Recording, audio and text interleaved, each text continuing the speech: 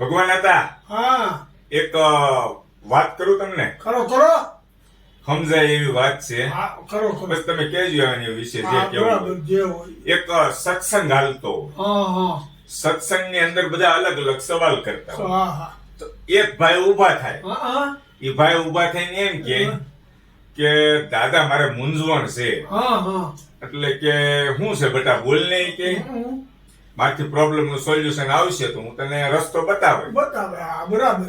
તો એ ભાઈ કે મારી માથે દાદા લેણું છે હા અને મારી ઘરવાળી હા હમણાં વાહે પડી ગઈ છે ને એમ કહે છે કે મને આ 5000 વાળી હાડી લઈ ગયો. હા હવે હું પૂગી અગું એમ નથી દાદા, મારો 10,000 પગાર, ઘર હકાવવું કે એને હાડી પહેરાવવું. બરાબર છે.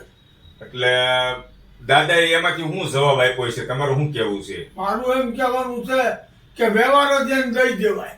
વ્યવહાર દઈ ગયો. વાહ ભાઈ વાહ. પછી વ્યવહાર દઈ દો ને પછી એ હલવાઈ જાય છે કે પછી બધું દઈ દે. સાચી વાત છે ને? દાદા એવો જવાબ આપ્યો. દાદા એમ કીધું કે બેટા હું તને 2 રસ્તા બતાવું છું. રસ્તા બતાવું છું. એ કે એક, કા તારી જે પગાર આવે છે તું કહેશો 10,000 રૂપિયા કમાશો, તારી ઘરવાળીના હાથમાં તું મૂકી દઈશ. મૂકી દેવાના. અને કા તું એને માથે વધારે લેણું કરી એને પહેરાય તો ઈ કે બંધ થાય. ઈ તો કે થોડું માગે જ નહીં. હે સાચી માગે એમ થાય છે. એ સાચી વાત છે હો. એટલે દાદાએ એમ કીધું ને હા. કે 10,000 રૂપિયા તું એને હાથમાં આપી દે.